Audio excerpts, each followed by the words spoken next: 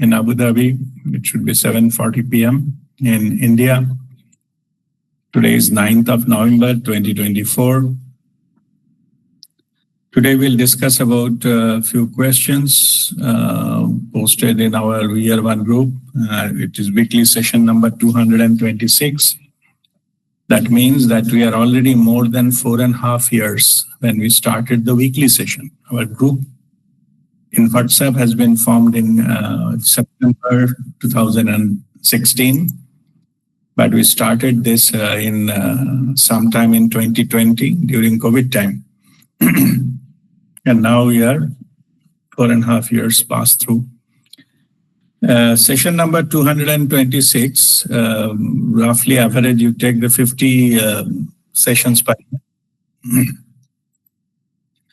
And few other weeks also we have, just if we are on a camp or we are in some traveling, then those are the weekly session we have not conducted. So considering that, definitely we have crossed 4.5 years. So, all right, all Babaji's grace. So now we require Babaji's grace and like his blessings more. We are, all of us, we have chosen to at least be interested in spirituality. All of us will have completely different timeline than the rest of the world or the others who are still in the darkness. There is no such thing called, like I'm better than others type of thing. That's ego. So it is that we are blessed. It is an expression of gratitude that we have been out of our free will, we have chosen, we have come across, and whatever form Babaji has given, means whatever way the message has been reached, the techniques of the spiritual practices, the Kriya and the meditations, Karmakshalan, and different things have come in different times. So I'm getting the message from Babaji to continue the same thing. I have just asked whether we need to do something different.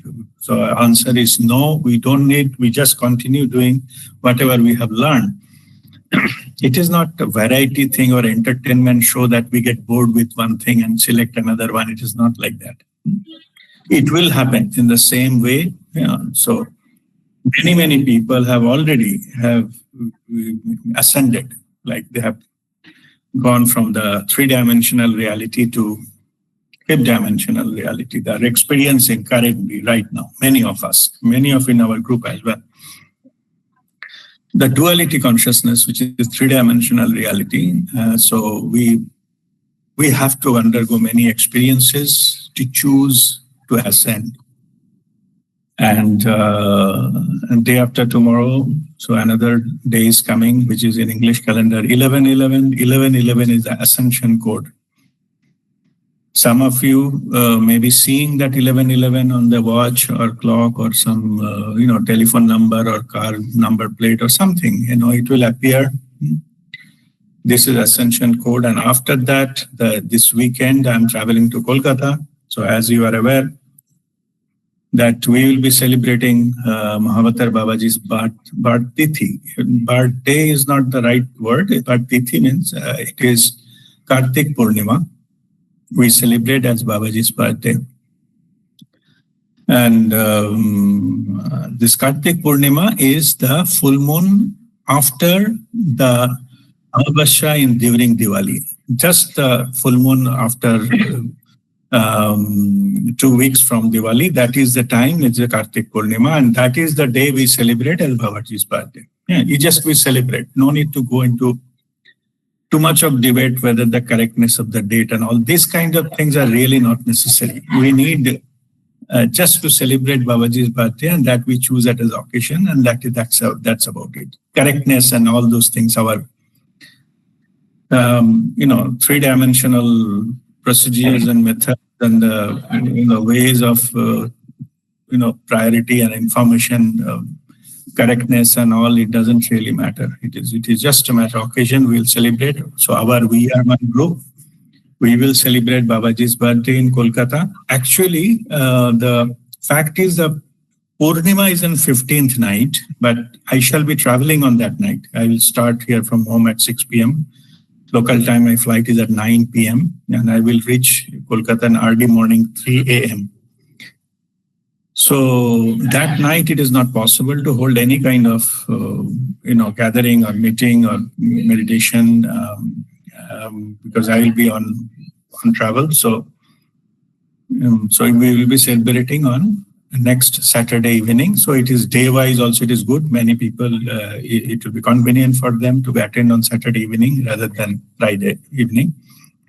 So it will be a physical, gathering, and it will be hosted at Arpan and Sagatika's home. So Arpan is the host. So those of you who will be in Kolkata, all our group members, I urge you to come and join in the celebration and confirm to Arpan by one-to-one message or telephone call, so that you make sure you attend that. So it will be a good event. Those of you who are staying in and around Kolkata, or you are traveling that time, you will be present that time, please make sure you can come and do that. So if not the full, it will start around, I think, 2:30. But if it is not possible, at least you come in the actual celebration will be 6 to 8. That is the time. If you can attend, it will be better. But that is the time we will be doing Babaji's Aradhana and seek his blessings. And you can this particular birthday, Babaji's birthday, will be special significant because we have already visited this year Babaji's birthplace. These things cannot happen just like that. Many people may be looking forward to, but could not manage to, or they don't get it information and all. We got it, and it happened to be one of my past life has been directly related to Babaji's that life. So all of you who has visited, who had participated in Pondicherry camp, you are aware what I am talking, but I will again explain in the Kolkata, because that's what that life was. Mine and Babaji was in Kolkata that time. He was brought into Kolkata when he was a boy. So anyway, and so please, those of you who will be present or interested but not yet confirmed, please confirm to Arpan and for this, so that necessary arrangement can be made. And thereafter, on Monday, 18th, we'll have our group tour, the day tour in and around Kolkata, basically Dakshineshwar, Belur, and then Srirampur. So these area, and we'll be visiting, the Dakshineshwar temple, Ramakrishna Paramahansa Dev, Kaladama's place. I had a past life there as well. So my name was Swami Yogananda.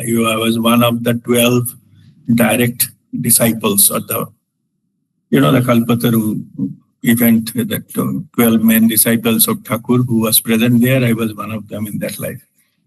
Anyway, so that is of significance. And Belur Math has been, when that life, it was, I was present when it was conceptualized and all with, of course, Naren, Swami Vivekananda.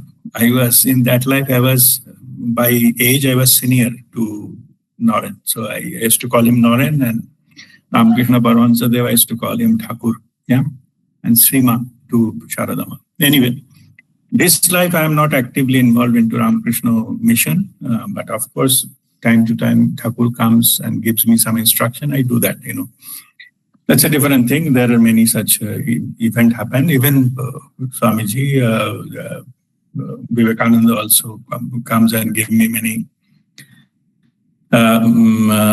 discussions and something of what to do. Basically, everybody, even from the other side or higher dimension, they wanted to collectively help humanity to ascend, Thakur, he used to bless Tor Chaitanya ho, but be awakened, the consciousness. Anyway, so we'll be visiting that, including, Swami Mukteshwar Giri's ashram in Srirampur and the place in the Hooghly River Ghat where Babaji appeared and met with Swami Mukteshwar Giri. Roy Ghat, there is a tree there, banyan tree. We will be visiting that place where Babaji appeared and met him, give him some instruction. It is there in Autobiography of a Yogi. And then we will try to visit SSY Ashram, that in the Kineshwar, if time permits. Otherwise, we'll see. That's in the evening. That's not the main agenda, but other things in the Kineshwar Belur and Srirampur Ashram of Swami Mukteshwar Giri will do that. And Ronita is coordinating for that. I'm talking Monday, 18th program, already announced in the group. So if you are interested to take part into that, so it will please again confirm to Ronita. Okay.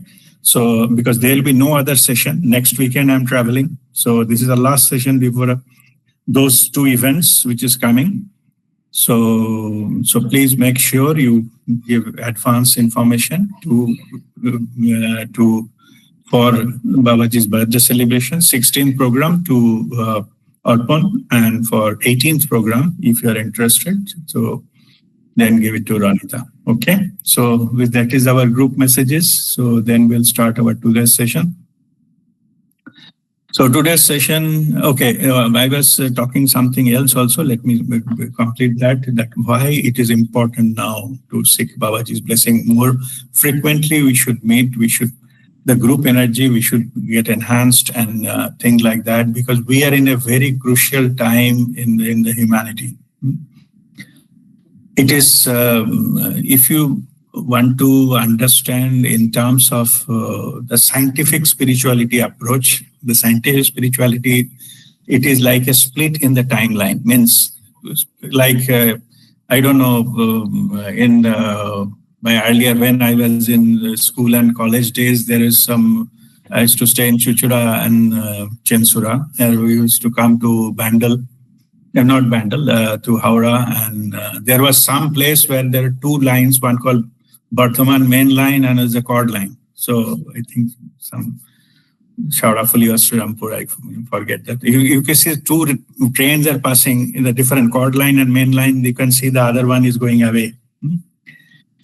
So anyway, somebody can remind me, Nego, you remember which station it gets diverted between these two lines? Nego?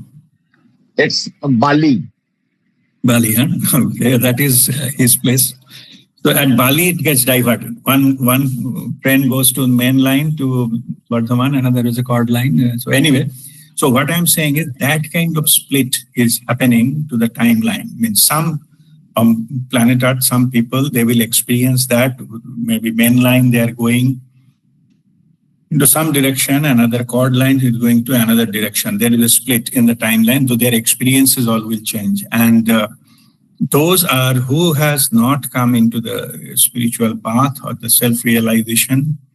For them, it will be a very painful, chaotic, world outside there. And more and more things will happen when it will already started happening. And so more and more you will experience that you will slowly people will feel, disheartened or disillusioned about the external systems. It can be any type of system, external systems. And then they have, by facing all those things, they will take that, power into the hand, the sovereignty. Like, we don't trust anyone else, they will take care of me, the system, any kind of system, external system.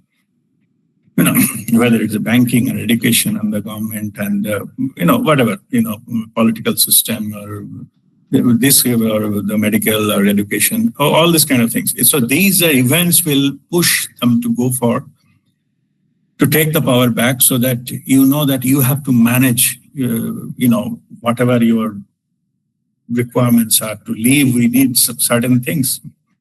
So that will come back, and that power to do that will come from inside, not from outside. Nobody outside, it will be heavily distorted power, and the master's telling it from the long time, and there is a massive change coming, that it is nothing new what I'm saying. But the only thing is, now we are experiencing different things, and we have COVID time also. We have seen how the human things can get disrupted, that screeching halt, it can come, the external thing, traveling and things like that. All those things, more of such things is going to happen. Whatever the battles and wars are going here and there, So the solutions, truce is not anywhere near. They are dragging on and leading to more and more chaotic events, greater war. This will continue, unfortunately. Weather events have been increased. Some extreme environments are happening many parts of the world. Well, the news where we are not the typical places of weather events you are coming to know. I know that with Bangladesh, Kolkata, and all this, Orissa, these are common. It has to come from decades. This is nothing new. Even some places, the natural calamities has started happening, which is extremely surprising. In Abu Dhabi also had. Just a few months back, we had a rain one day. It is 100 years maximum. That it never happened in this country. 100 years maximum, or 70 years, I think. Last 70 years not happened, because the 70 years we have a record. Okay, earlier there is no record. So it may be that this incident. Saudi Arabia, different places have heavy snow. Can you imagine that? Heavy snowfall in the Saudi Arabia's desert. Anyway, these are many things are happening, and whether you, fortunately, unfortunately, those two words are not applicable here. It is changing, and something different is happening. It will more such thing will happen. So we need that our power back from the external thing to internal. A lot of people, the masters are already guiding us to how to do that. And basically what is happening is, I just give you the understanding that fear-based systems will be demolished ultimately. Anything related to fear, any incident, outside incident which instill fear in you of any form, about your future, about your children, about your own life, about your security, about your, what can I do if this happens, that happens to me or my family. Those are fear-based. So external system are behaving erratically, like energetically. I say it is like running like a mad horse. So horse is good as long as you can ride it, but otherwise don't be in front or backside of a horse. You get kicked. And exactly that is the same thing is happening with the external systems. It is everywhere. I'm not talking about a particular incident or particular country or particular event or election or something. I'm not saying that. I'm just urging you to see it in totality. Look at what you faced, say, last 3 years in the external world. If something happened positive in your life, I'm almost sure there is some spiritual part of it. Means something happened through spiritual domain. It is almost impossible to happen from the external way. Okay. Something happened, some blessings happened, and all those kind of things. So more and more, these things, synchronicities will happen to those who have chosen to surrender themselves to walk the path towards the truth. It is our own journey, own thing. It has nothing to do with somebody else. It is not about evaluating somebody else, criticizing somebody else, criticizing the system, criticizing the government, criticizing the education and all those. No, because those are meant to look inside. Those are meant that nothing is working. So earlier we choose that is a better. So anyway, more such thing will happen, and we are all connected, protected. As I mentioned earlier, I got many calls and things, people are scared, looking into different things. Somebody might have lost a job, or maybe suddenly diagnosed with some disease or something of that nature. And this is a time to surrender. Yeah, take your power back. Yeah? We are energetically sovereign. The more you have given to power somebody else outside you, more you will be fearful. External events will not allow you to maintain your peace of mind. And what I teach is peace of mind is your ultimate treasure, ultimate wealth for you. To live a life, you need that peace of mind. Even I go to that extent saying that what is right thing to do and peace of mind, you have to choose. Right thing to do means you have to object, you have to injustice, you have to go and fight, and these are right thing to do. What I'm saying is forget about that. You maintain your peace of mind first. In the process, if you lose your peace of mind, you become fearful. What is the point? Okay, so choose that. Leave to whoever is, leave it to the creator. Whoever has created it, they will know how to deal with it.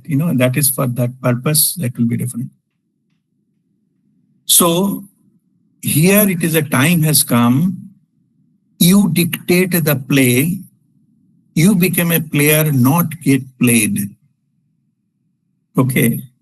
You define your life, not get defined by anything else outside you. Take that, your own definition of life, and live that life. You're a unique, thing like that. For that, you definitely need guidance from those who has already walked the path. Those are the spiritual guides and masters. They're all the, guidance coming from the very high level. It doesn't matter how much people are aware. And many, many times I have already here that it is a great blessings for us that we have been chosen few by Babaji. Yeah. It is lifetimes of, like a good karma. Maybe we have gathered. That's why we got a chance in this life. Yeah. Don't let it go. Let it waste. In the name of anything. I am busy and it is too much, or I cannot do this. I have other commitments. I have to just make sure you have some time. Some, you can say the soham time. I am that. You just for you, your higher self. Leave some time. Spirituality is all about connection with the higher self. Give some time. You need more so now, and whenever it will come, more you come into in few months further down or years further down, you can see what I'm talking. You see more and more of such thing. Those who have put their, the happiness and other things into this from external world, earlier you cut that, it is better. Take the control back towards you. I'm not saying you don't enjoy your life. Of course, whatever comes, you just enjoy. But don't depend on anything external. This is not the time. It will go further and further down externally. And that is what the two timelines are all about. So one is a main line, one is a chord line. Those of you chosen to the chord line, like the connection with Babaji and all, so we'll have a different kind of experience. Maybe in the external world, nothing will change. They don't need to be. Yeah. So, but in other, whoever has not chosen, they will undergo different kind of experiences. Eventually they will come. Yeah. So that is what is called mass awakening. It is happening right now. It is accelerated pace. It is happening. Earlier, about a few years, about 5 years back, Babaji was telling me one day that because I was just that time I was to communicate and asking about kya fayda, and what is the point of doing all these things and all those things. So Babaji was telling me that that I am preparing you, and of course, Babaji is preparing many thousands of masters. It's not only for me. There is no such special treatment I am claiming. Babaji is guiding many masters. It's for the whole humanity. Babaji is telling, I'm training all of you for something is going to come, and the humanity needs that.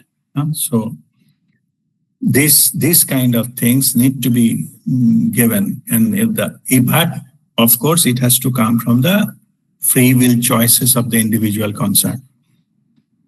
So nothing will change until they, from inner way, they're open and looking forward to get something. So get guidance or something. Those who have been not ready, they will follow that main line, and their experience will completely different, because these opportunities will come and go. I was telling earlier also regarding opportunities that we meet and have some group gathering, physical gathering, or the camps, or the birthday celebrations and things like that. Group visiting some pilgrimage and all those things. Do not assume it will happen, endlessly or permanently. Maybe after 1 or 2 years it will stop for something else. So as long as you are getting opportunity, make sure you get it. Otherwise, things will, your appointments and other things, and this engage, that engage, and that you are convenient, not convenient, will keep on happening. And it's a free will. Nobody will say anything. Absolutely. Take it from me. I'm mentioning it, not I'm trying to convince you to come and attend. I'm not saying that. Okay. It's fully up to you. Number doesn't matter. Honestly. Because all the master knows. So even long back, my Guruji, Prem Nirmalji, one day we are visiting one place. There is a camp going on. In the evening, we went for a walk. Guruji was walking. We are just following him to have few words from him. So that is not a part of the program. Just went for, there's a hill station type of thing that we went to the hill, bottom of the hill and all this kind of thing. And so that time he was telling one thing I still remember. He's telling, look, all the masters and all those things, the great masters, their number of disciples are very minimum into their lifetimes. You take it anybody. During their lifetime, there is not much. Even Gautam Buddha, many of his disciples left him. Finally, very few. At the time of his death, when he left his body, very few of his disciples were present. Jesus Christ, forget about following. He was crucified. No one was there with him. In his lifetime, I'm talking. So there are many masters. There are not many. Hardly 10 or 15 people were the true disciple who stayed with the master till the end. Later on, many people came and what they shared, that followers and all those kind of things. Later on, we formed a religion and things like that. But in their lifetime, very few true disciples were there who has followed. So anyway, so it is not a number game. It is matter of who are ready. Okay. So so there is no question that in the number of followers decides the level of connection of the master. I shouldn't have big or small master. There is nothing like that. It's all connected to the same truth. So it is, all the energy flows through that. Like all the rivers are coming from the mountains, and big river, small river, this river, that river. It is just our interpretation, but they're coming from the same source. Same thing here. And it is also a fact that, so that's what I'm saying, that sometimes the master, they choose not to, enough of the social service. Now I have to walk my own path, in seclusion, or, not getting touch with too much of negativity outside world and things like that. So if this kind of things, I don't know if this is all, I leave it to Babaji. If that happens, then all these things will stop happening. So events, I'm saying. So my advice is, as long as you're getting chance, you just, make sure you do that, and then you get in touch. There is a reason why Babaji is asking, me to arrange all those things. Babaji many times said, "Ki tu tera kaam kar," means do that arrangement. Rest I will take care. So there must be some reason, some need of us to go through that kind of processes and all those things. So in summary, these are the processes to shift us for the fear-based system to pure love-based system. If that happens, the transformation complete, ascension is complete. So whether you need what exactly content doesn't matter. How many days or this and that doesn't matter. It's all about getting the energy connection and things like that. Yeah. If your decisions and all, you feel liberated, you feel it mentally always at peace, and and your decisions are governed by the pure love, then you are in the right path. You are in that taken the cord line already. But if anything outside world caused some kind of fear in you, then you are not there yet. Fear of anything, even uncertainty, what you don't have any control with. Yeah? So that is the time. I said, how do you know that whether you need it or not? So that is the thing. If you are always at peace, no matter what, then you are connected internally with living a joyful, blissful life. Then nothing in the external world can shift you. Yeah, that is the state all the masters are. That is a state called equanimity. Means good or bad equally okay. Means they are not living in the duality. They are beyond that, above that. That is the place we have to go. If something you don't like, and so you don't want that to happen, but something you like, that you like that to happen. And so even if I'm going to say that, even if whatever you like, whatever you want, that also happens, still you have not elevated. Okay. Both cases should be equal to you. Then you are elevated. That is equanimity. Okay. That is what we are moving. That is what the lessons we come here to learn how to do it. It is not about the choice between good and bad. So no wonder why so many bad things are happening in the external world, because we still hope that someday good will prevail and it will come and take over. That hope itself will drag you down to that level. Okay. If you have to hope, you hope it to elevate yourself. Okay. Fly high. Okay. Not finding the better next one. Millions have tried that. They all failed. Okay. There's no such thing. Even maybe temporarily, yes. There's no such thing called permanent joy, permanent happiness, permanent purity, permanent selflessness. Nothing there. External world is not possible. Internally it is possible. So you need that power to go to that level. All right. Okay. I think, I don't know that Babaji asked me to give you a little bit of explanation before, because next maybe 2 weeks we'll not be able to have this kind of session. So we'll be busy with our own events, and also I'll give you some understanding and of currently whatever is going on in the external world and whatever our internal world. So anything goes wrong, you are fearful, you just have to say, okay, I'm protected and guided by Babaji. Nothing will happen to me. Even if something happens, we'll see. We are protected, guided. It's all fine. Yeah. We come to that level of confidence and leave it to the divine. And do your best. Of course, you have to, if some action need to be taken, take the action. And then leave it to the divine to take care of the rest. And pray for if you are concerned with any happening all over the world, in the external world, just pray. Prayer has a power. If you don't believe into that, then nothing will happen. Okay.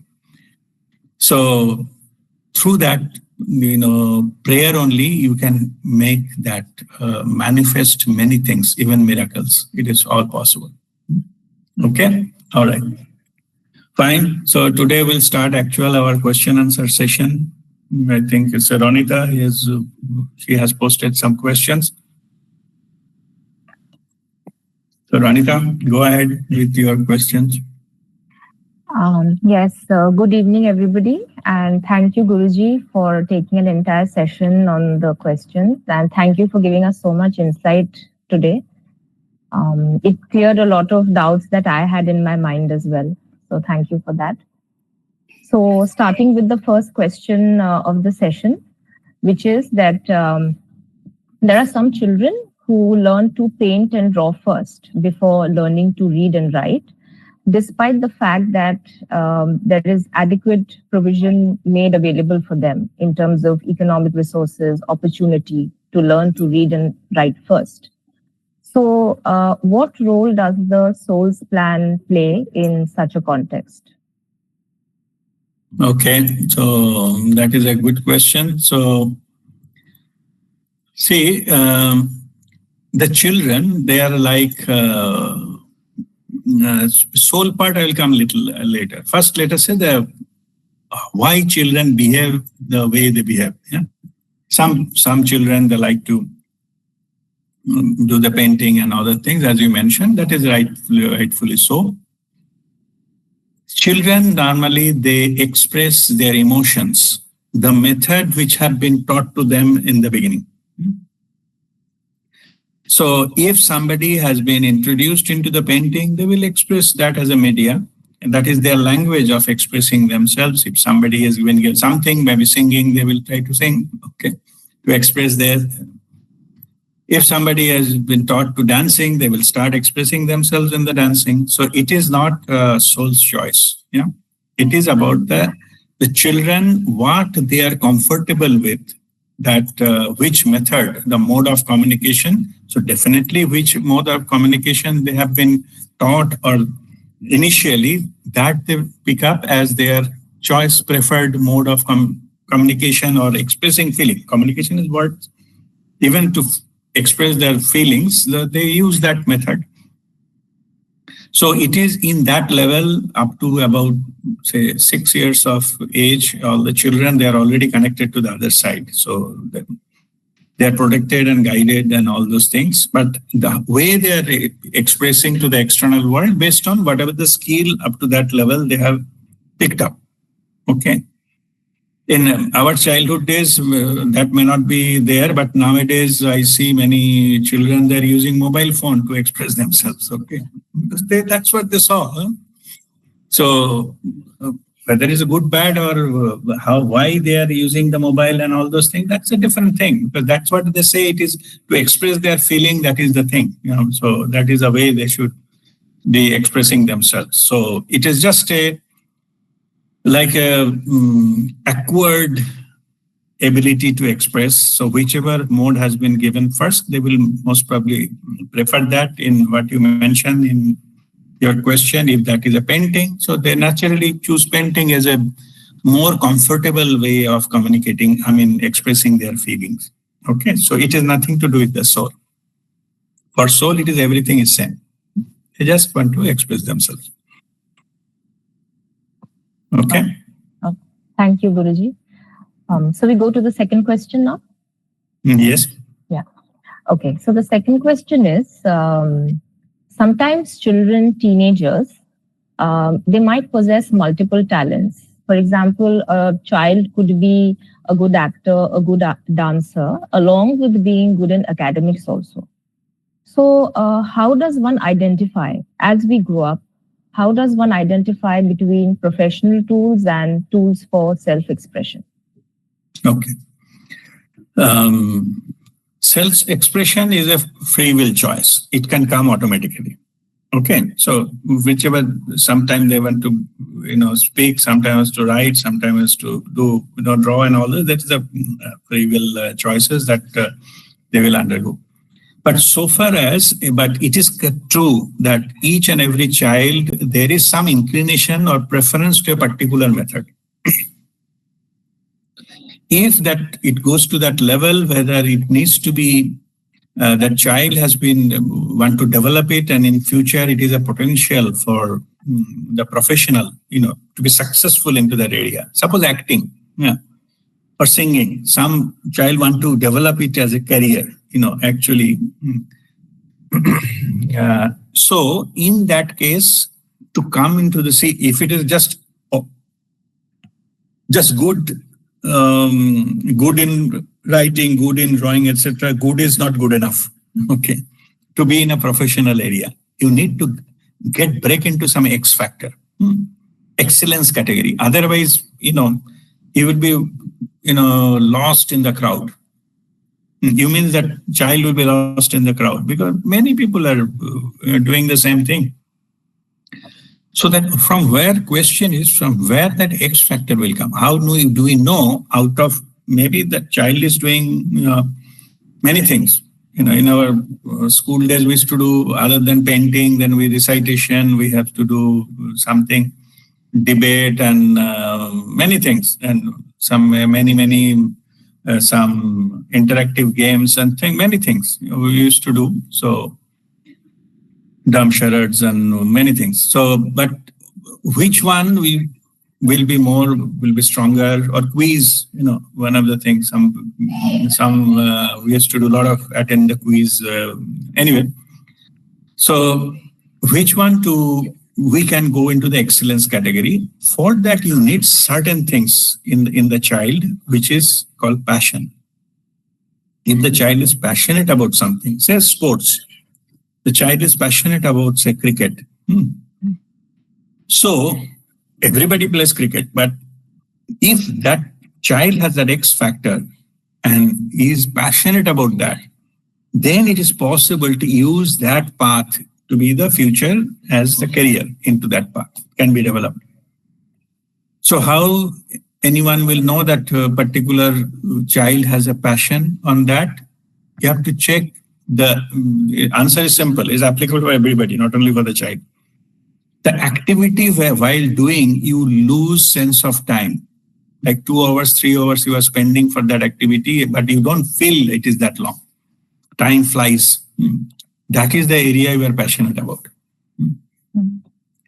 So if the child is playing cricket all the day and he doesn't saying anything to feel that spend enough time and all, maybe that is the area of his passion that need to be developed, can be developed into this one, into the career form. So the X factor is a passion. So if out of the things you do extraordinary, it can goes into the extraordinary level, excellence level, then the passion is must. Then only it will lead to the X factor. Otherwise, it will be one of the few. They're good at that, but as I said, that good is not good enough, to be in the established as a, career, to choose it as a, professional option for that category. So this is the right understanding of the which one to choose or not to choose. None of these can be possible. Then you go the traditional way. So that is most of the parents, they're guiding to the traditional way. They at least they assume that there is something, it will not be zero. But excellence category, if you don't pass through that ceiling, you will not get anything. Okay, that is the risk they are involved there, high risk, high gain. So just to avoid that, many parents normally insist to go for the traditional way. At least you will have some job. It may not be the best, or you may not like it all the time, but at least it will, your living you can earn from there. Yeah, that is the rationale behind that. Okay. Next. Okay. So since you spoke of passion, that brings us to the third question as well, because you had talked about this in one of the sessions held previously, which is that, to achieve a certain level of excellence, you need passion for the particular career choice or profession you have.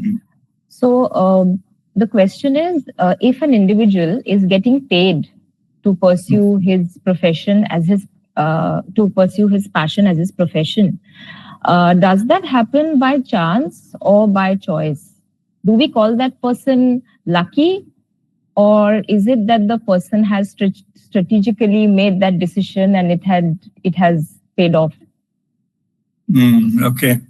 No, this is again a good question. And so let me give you a little bit of perspective on this. It means when we take birth, before we take birth, we decide, of course, which family will born, which country, nationality, and all this thing. What will be the financial level of my family, where I am taking birth? What will be the cultural background of the family? And this one already decided, parents, family background, and the country, and social background, and financial background of the family. Then comes my personal, which I wanted to achieve in this lifetime. So in some cases, soul, they can have a particular profession. They have to go and be experienced in that profession, and for that profession, whatever needs, they are built into that at the time of birth. So they will built into that kind of skills and things like that, they will be feeling more interested into that. Suppose, say, somebody become an engineer, very great engineer. So that in technical field, they will be more interested. They will be playing with certain toys, which will be more like, like machinery and all those kind of things, rather than running behind some frog or cockroach and things like that. Yeah. So they were not interested they're interested in this. So then slowly, so they are basically, those interests are coming from within. So they groom that up, and finally, and they have been given by birth that kind of intelligence to go into that one. So the soul's choice of that defines the role which profession will go. But at the same time, once we have taken birth, then soul does not come and interfere into it. We have a free will. This free will, three things are governed by that, and means that is what we call timeline. Okay. Means within that thing, suppose somebody, it will be fine. Somebody, he will be an engineer. Okay. Because that's what their soul's plan is. But what type of engineer, how good the engineer, what will the level it will achieve, it all depends upon the free will and effort and that the person takes. It will not happen if just sitting home. Three things, I call it 3 V's. Velocity, how fast it will move into that direction, become an engineer, and how fast they will complete the study. And if some people not decided to go for engineering, do many other things in between, go into try some, microbiology, and then not well, and go for some weather forecast, something, meteorology, and failed, and finally came into something. So then means you are delaying, you are not reaching to the point where you can start that engineering. So the speed is there. So not speed, I'm talking the velocity is there. So next V is, that is variety. Okay. Like when you have to go and do your field, how many subjects related you will go into, whether you read, or suppose they started engineering but didn't complete the 4-year course, they left it after 2 years. So this kind of the depth was missing there. So velocity and then variety is missing, means they didn't complete all the set of things they needed. And the last one, third V, is the vastness. Even in each field, suppose they have covered everything. Suppose there are 8 subjects into that engineering study, but how deep they will go. They just go only simple, just pass mark and without any practical. That is one way of, getting it through somehow. And somebody going to very deep, done many experiments on each field and each subject, studied many reference books. I'm just giving example. It's not literally, but I'm just giving an idea. So the velocity, how fast, and variety, how many different within that framework, and vastness, how deep it will go. These 3 things are decided by the free will of the choices. So even if you have it soul's plan, but in this matter, you need to put effort to get into all those things. When by these things, based on these 3 parameters, your timeline will be selected. If you choose early, go to all the subjects and go to in-depth in everything with practical experience and, visit and industry visit. Well, just some example. You have done as much thing as possible, got many reference books, huge, vast knowledge. then you have to go into the very high high level of timeline, which will give you much rewards and awards. You will get recognized nationally and all those kind of things. Even internationally, you may be recognized and things like that.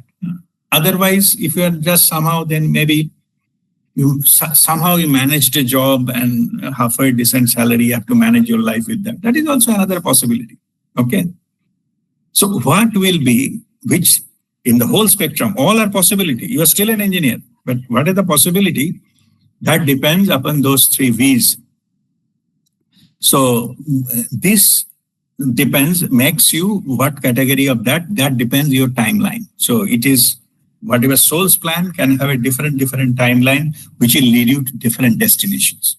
Okay, and those are governed by the free will choices and how much effort you put, how much action you take, whether all opportunities you're utilizing, not utilizing.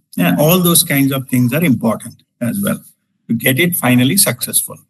Okay, so soul's plan is one, and of course you need to have inherent talent. Suppose there is no such thing is there built in from the beginning. Maybe somebody become a famous actor. So naturally, till the time the acting comes, even though going for engineering study, they may be in the midway they will lose, or maybe they got a job, they will quit the job because they're not feeling interested at all, because by soul's choice, they have been already meant to be an actor. Mm-hmm. Finally, they come to know about something. By the time in the acting field, the velocity will be much less because they started late. Okay, anyway, so those are the factors. So whatever your soul plan, that will happen. But what extent, that change based on our free will choices, and that's what the timelines are all about. Okay. Okay. Thank you, Guruji. So the fourth question is somewhat answered, but I guess I'll still go for it. When it comes to some sort of rare talent or creative ability in an individual, irrespective of other factors like professional training or family legacy, it's generally opined that the person is God-gifted. Now, how does the soul decide on such things, such as which kind of creative talent to nurture or experience in a particular lifetime? And the second part of the question is, how does an individual stay motivated to adhere by the idea of practice makes a man perfect, which you just mentioned, working hard and putting in effort in this context, given the fact that there is a soul's plan and there is some inherent magic or gift in a person with regard to a certain talent? Yeah. Yes, sometimes it's a so-called God-gifted. It's actually the potential is built in by the soul. Yeah, because it wants to experience certain things. So maybe the person can be a great leader. Yeah, so that can be built in by birth. Means it cannot be studied and achieved. There are many things in life which are not academic. Okay. So in those cases, it can be that it can be built into that person, and what will happen is the soul will create the environment so that that person can express or flourish. Okay, some situation. Suppose the great leader, that the country may be undergoing certain lawlessness and all those kind of things, then that person enters and, calm it down and, take the people to a different direction.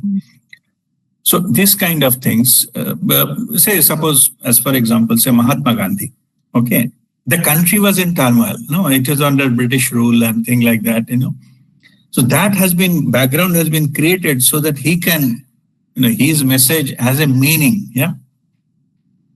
Otherwise, maybe in other times he may come and go, nobody even notices. He's one of the many masters are, giving some kind of preaching. So maybe he used to just open an ashram and give few lecture to few people, and that's it. So, but that opportunity has brought in something which is already, it was God gifted, you can say that. So he is able to lead, that movement, and finally that become the primary factor for that independence. So these kind of things. So as per his soul plan, husband has chosen, yes, soul has chosen that. But whether he wants to, what extent he want to exercise that, it becomes his free will. That's what I discussed at an earlier point. If he chosen, as long as I get some position, or I get become a ministerial position into the new government, I'm okay with it. That's the one way of looking at it. For that, he need not to spend his life like a beggar, you can say. He went to visit for the first time to the UK. When he landed in London, and people are surprised. He said he looks like a fakir, like just no clothes, only a small dhoti type of thing, and chappal and all this kind of thing. They were surprised that this kind of level of leader they came there to negotiate. But anyway, so what I'm saying is that this is soul's plan, but also you need that to be implemented by free will. That is also equally important. That determines, as like an earlier point we discussed, which level we will go. Potential is there as per soul's plan. See, he cannot create the chaos. It was under British rule for more than 200 years, but he born at a certain time where that leadership was warranted. If he was not born, or he born, but he was happy to be a lawyer in South Africa, and who cares? Let the Indians decide whatever they wanted to do and all, and then it couldn't happen. There'll be no such Mahatma Gandhi. Okay. But he found the way out, and he used the spiritual power to go into the given higher level of awareness, so that he can guide the rest of the fellow countrymen into that one. And not only that, the political system, and that time also it was like that. When he was selfless, he didn't create his personal wealth out of it. So, but he guided, and without guidance, people used to fight with each other. So just to grab as much as possible out of that opportunity. There are many in the political spectrum who use that for their own personal benefit. They want money and power. Anyway, so those are the great leaders into that. Whether it was in their soul's plan, yes. So why it is soul's plan? Because he born at a particular time when the situation was like that. So he was pulled in to lead. And other times, maybe he will be one of the among 500 politicians who are fighting for. I'm not demeaning them, of course, they are also doing their job, but he will be one among many. Okay. So that has been soul's plan to take birth at a particular point of time into a particular land, particular country, and a particular nationality and particular situations, so that he can come as a leader. And what extent he will go, as I mentioned, that is his free will choice that he has to make. What level he can go and all these things. So the answer is yes, it is soul's plan, but at the same time, the soul's plan doesn't guarantee the outcome. That has to, our free will is equally involved there. You have to make it happen. You have a potential for that, but you have to make it happen. Okay. Thank you, Guruji. Okay, so that brings us to the fifth one, which is that is it true that if we do not allow ourselves some time in one particular lifetime to nurture or polish some sort of creative talent, or any sort of talent, I keep saying creative, but any sort of talent that we are naturally blessed with, the universe pushes us towards investing ourselves in it by perhaps altering our life path or our thought process? You are saying that we are born with certain talent, but we didn't get opportunity to express that? Yes, we didn't get opportunity to express it in a particular way. For example, say a child is, I'm sorry, I'll give an example regarding painting. Say you paint in a certain way when you're 7 years old. Then you paint in a certain way when you're 10. Then perhaps in a certain way when you're 18. And then maybe certain things happen in your life, and it changes the way you think, or it changes something within you, like you say, maybe a certain kind of transformation within you, and then you totally change the way you paint. Also, when it comes to oratory, speaking skills, sometimes as a child, a lot of children have stage fright. They can't necessarily speak properly, or they sometimes can't stitch the words together. And then as they grow up and as certain experiences happen, then, they don't need a script. They can just start off whenever they're given an opportunity to speak. So these kind of things. But obviously, while you're growing up, maybe you don't spend as much time on it, right? Because you feel, due to other reasons. Say, for example, in Indian education system, you don't get a lot of time to explore yourself because you need the marks. You need certain things on paper. You need some data points on paper you need those points of validation to tell somebody that employ me, or, whichever way you're headed, right?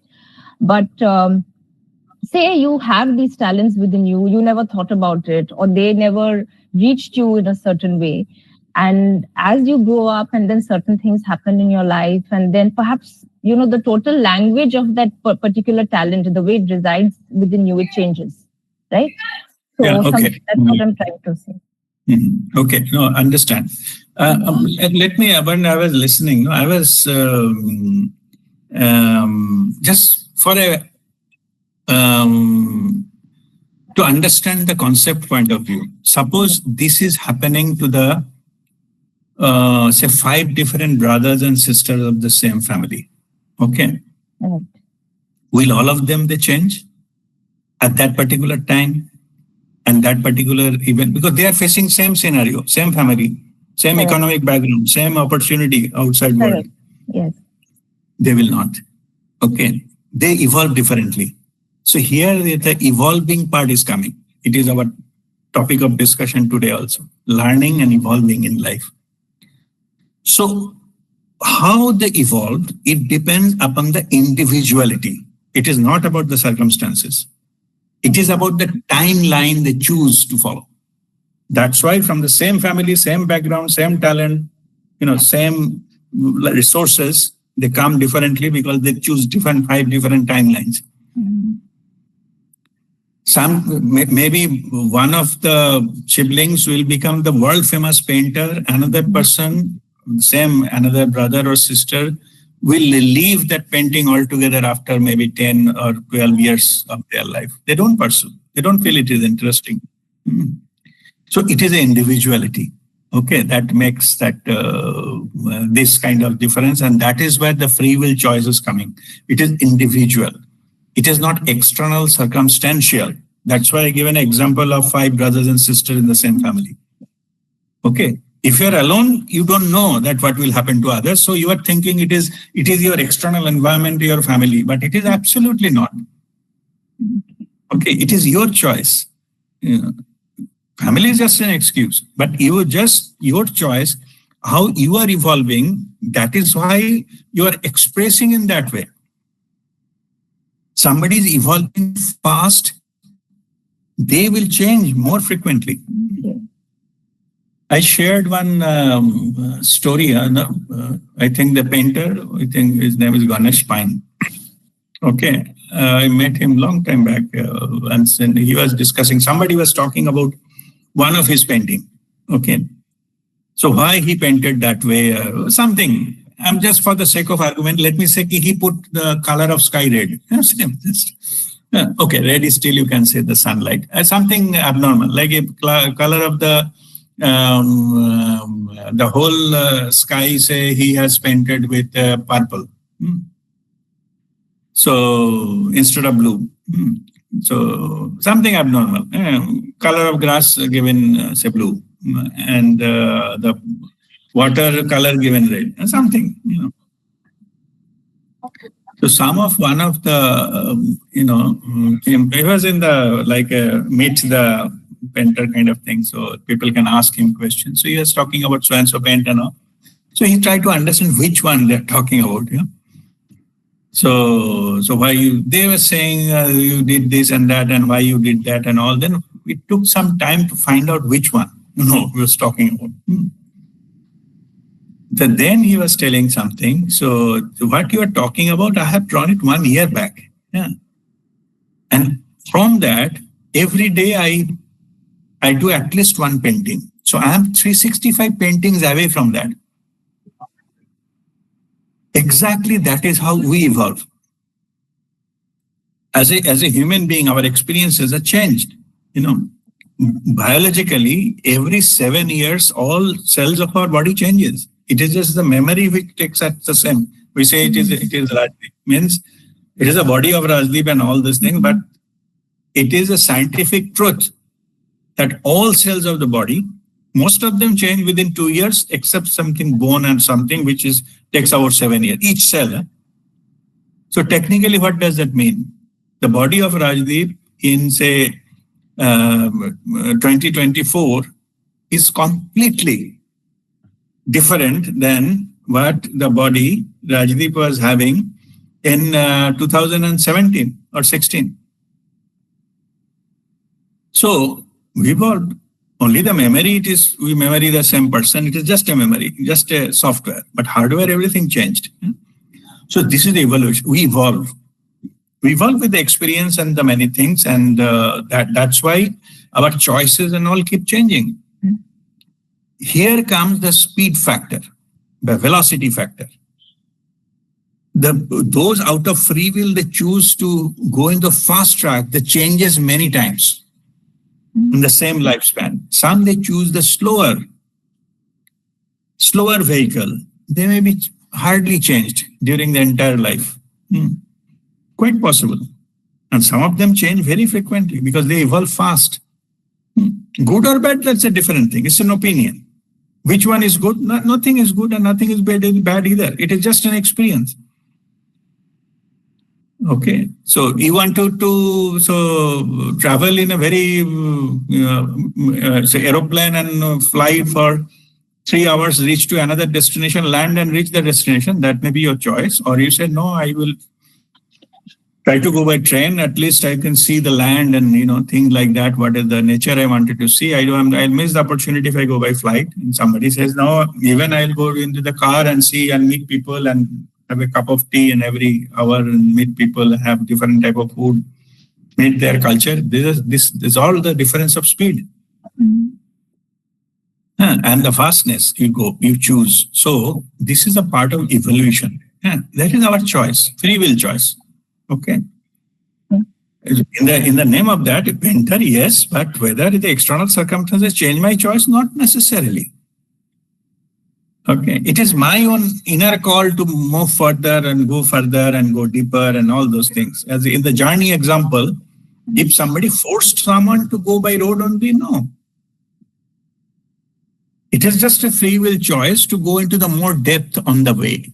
The journey is more important than the destination. The person gone by the flight, maybe he doesn't have a time, not interested in doing all those things. Chosen to go the destination. Is a person who reached by flight is a winner, or who has met with maybe at least 10 people or locals on the way, they are the winner. Nobody is winner. It is only different. Okay. Right. Okay. Same is the life. Okay. It is our choice. We make how to make the journey. Right. Starting point, destination is almost fixed by the soul. Okay. And something is not, in the soul's plan, it is almost impossible to happen. If we choose a wrong path, it will not just not happen. We will face many obstacles and things like that. Okay, so that is also there. So some people may try different things, not happening, no apparent reason. They're giving a lot of effort. But in that case, so-called God's plan is not there.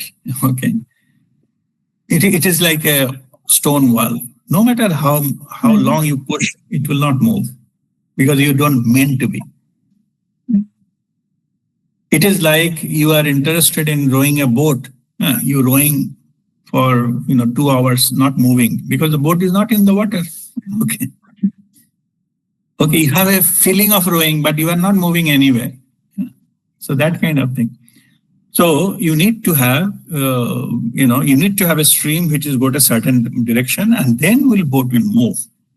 your effort will be fruitful because you are in the right direction. Right. Many people, they ask me that, Guruji, tell me I'm doing it right and wrong. I said, my job is only to see whether you are in a right direction or not. Okay. Something has happened, not happened, how fast and all, it is not important. If you're in the right track, it will eventually happen. If you're climbing a mountain and you are in the right track, eventually you will reach at the peak. Spiritual guide's job is to tell you this road will not go to the peak. Yeah, correct. And come here. And if you're moving, then how fast I'm going, how good I'm moving at the right speed. Can I take a rest a little bit? All are useless questions. Okay. Yes, you do. Take your time, move. If the direction is wrong, then Guru will correct. Otherwise, it is not necessary. You are moving at your own pace. It's all fine. As long as the direction is proper, it's all fine. You wanted to spend some time, I just collect few, I wanted to collect few small plants and they're very interesting, or I to take photograph of flowers, or if there are certain insects I'm very interested, I like to study them. Yeah, so that will delay my journey. It doesn't matter. You spend time, whatever draws your interest. Okay. But just only thing is in the spiritual journey, also keep moving. Just it's okay. You spend time, you sit down, take rest, be comfortable, and all those things, and move forward. Direction is important, not how fast you reach, or suddenly you're thinking, should I at all reach there? It is in my destiny to reach. Destiny you have to create. We are the co-creator of our destiny. If you don't move, nothing will be created. Okay. So the master says, drop the thinking, stop worrying, just moving. You will reach one time. And definitely, because that is the only way, only place to reach. Enlightenment is the only thing to happen. There is nothing else can happen. Rest of the things are time pass. What Guru is advising you, enough of time pass, now move, so that sometime you reach there and that's it. Okay. Anyway. Okay. Go with the next question. Okay. So the sixth question is, there are certain martial art forms like Tai Chi, which require extensive practice of meditation before someone can actually start learning it and then practicing it. So is it possible to feel the same kind of, say, force, power, or strength in the body and perhaps in the mind also while practicing a particular martial art form like Tai Chi or Karate, and also feel the same force and power while practicing meditation and Om chanting, and also perhaps in certain instances before in the presence of a guru or a spiritual master like you? Is it possible? So that's the first part. The second part of the question is, I'll go for them together because they're connected. The second part of the question is, how can one experience the same feeling in an aggressive context and in an isolated or calm context? And the third part is, how can we draw a correlation between energy experience during spiritual practice, such as meditation or kriya, camps, or in the presence of a guru while practicing an aggressive martial art form? Okay. Yeah. See, universe is all about the energy and vibrations. And it's all about that. So certain practices like martial arts and all, it brings that energy from within us. It brings out the same energy we do have, inherent energy. So you can say that it is like a nuclear power. All the time that it doesn't show it, but in the certain circumstances, it shows its power. Yeah, nuclear. It can generate electricity and whatnot. So here in these cases, to answer your question, are those practices that can bring the higher energy and power? Answer is yes. The question is from where that power comes. The power is built in within you. Okay. You came with that power. Only thing is you didn't express it earlier. Now it is And the certain practices, certain things, it bring it out. So now the second question is about you experience a similar thing when you be in contact, physical proximity of a master, or you are attending certain group with, spiritual exercise and all those things, or maybe meditating and all these things. Why you face that you are experiencing some power and energy which is higher than your normal experience of energy. Okay. Some extraordinary thing happens during that time, or experience happens which otherwise don't. Yeah. So in this, let me put it in this way. We have a self-image created by our own ego. Even those limitations, no, we cannot do certain things, we cannot behave like that, we cannot talk like that. Okay, these are only for few chosen ones. I'm a commoner. These are our things injected by our mind, ego mind to be specific. Limitations.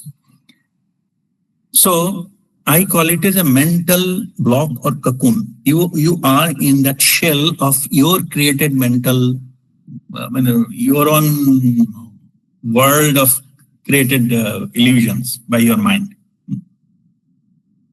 So what to do with the spiritual practice and master, even the Tai Chi and whatever?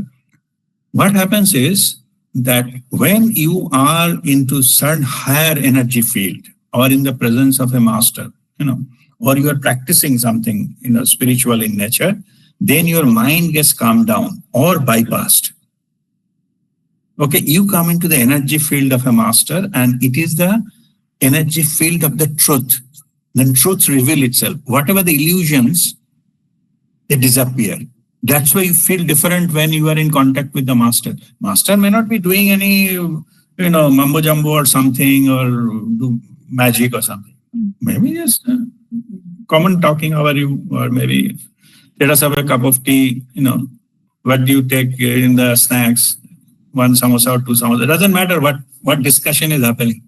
Nothing to do with the spiritual. But in the energy field of the master, what happened? That mental shell is been broken. That's the first thing happens when you come in contact with anything, any master.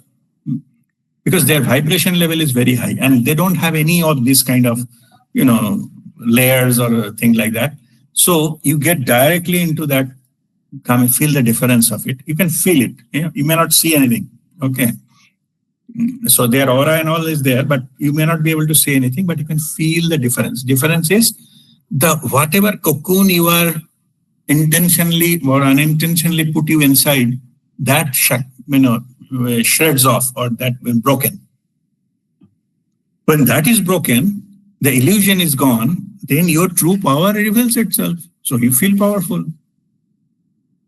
Because truth has a power, it's called Satyam Shivam Sundaram. So it is the truth has a power. Shivam is Shivatva, your uniqueness, your oneness, your I-ness. I am that. Soham, that is it. And Sundaram is ultimate joy. It is to reach to that level is the path of the truth. Truth is revealed by you, your higher self, your Shivatva. For that, you have to go to Om Anandam, that Paramananda state, which is our true state, pure loving state. So that we can reach there. So simple, by presence of a master, or if you are practicing something, or you're invoking some divine blessings, okay, you can get that from just by praying, you can get that in. But of course, it takes little sadhana to do that. If the master prays, it comes immediately. Okay. This kind of energy field, which shackles things out of whatever illusion things and all, then your true power comes up.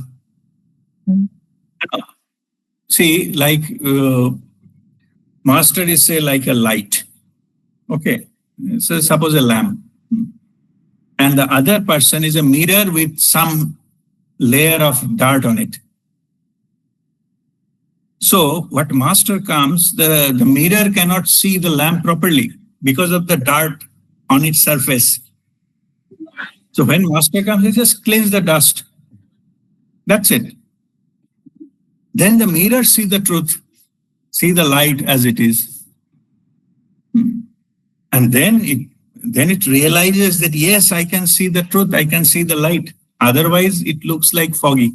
The limitedness. That's what it happens here. So, in the presence of either spiritual practice, presence of a master, or any connection, divine connection, can just take this illusion out, and you can feel that empowered. You can feel that like you experience a true power. Earlier one was illusion. A powerlessness was the illusion. So it comes up, the truth reveals itself, and that's it. Yeah, that's how it happens here. Okay. Okay. Because in the Pondicherry camp, when we visited Babaji's temple, and there was a point where, sometimes you always ask us to take a picture together, and all of you were taking a picture, but I guess I was not part of it, because while you were asking us to take the picture, I was sensing something so strong within me that I couldn't move, and I wanted to feel it. And at that time, there was nothing happening. Everybody else was taking the picture, right? It's not even that we were going through the process of going around the parikrama and all that. Nothing. So that's why I was wondering at that time that what's happening. Because as such, there is nothing happening. We are not doing a kriya, no karmakshalan or, file kriya or anything. Just that other people are taking a picture, a normal picture, like we do wherever we go once the event is over. And at that time I felt, and it was so strong that I couldn't move, and I didn't even want to, I wanted to feel it also, because it was a first. So that was one thing which I wanted to know, that why did it happen at that time when everybody else is, having a normal situation and everything. Although we don't know who was feeling what, but.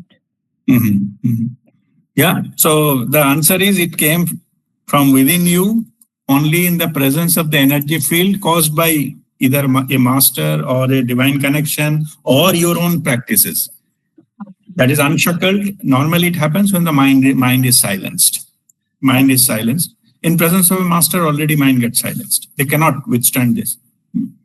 Okay. So anyway, so those happens, the true, power comes out and you experience that. So that is in the summary, that is what it happens.